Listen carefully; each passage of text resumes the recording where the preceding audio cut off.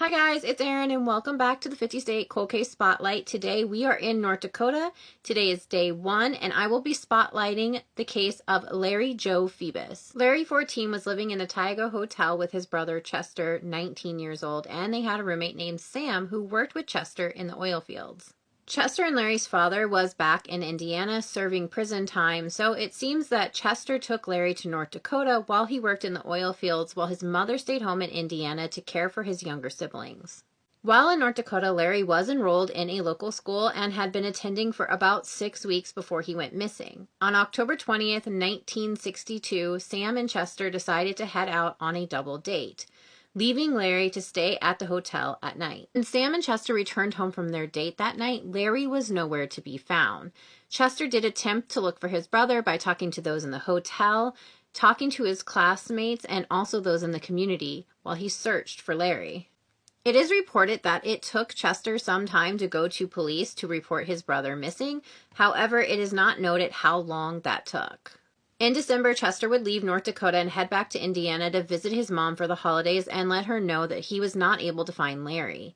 They said it was a very sad holiday. Sometime after the holiday, Chester and his mother and younger siblings would move to California. March 27, 1963, about 5 months after Larry vanished, his remains would be found on a farm in Alexander, North Dakota.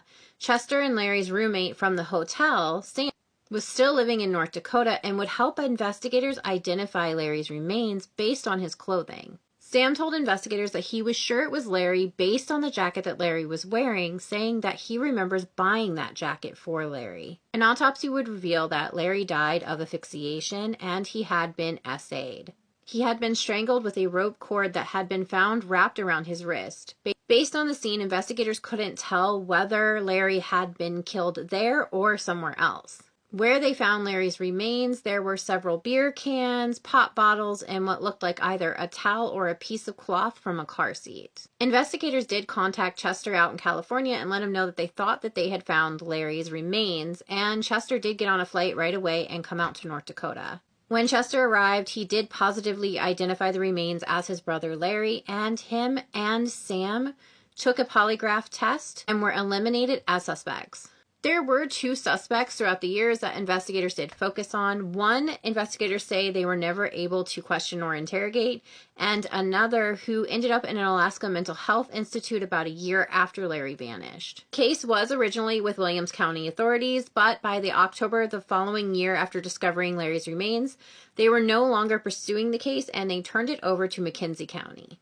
Sheriff Lutz, who worked the case in 1963, believed that the person responsible in Larry's death was a transient, but he said he's still worried about children in the area being possible victims. Despite Larry's case remaining unsolved for 62 years, investigators say they are not giving up, and they are looking for any information in Larry's case.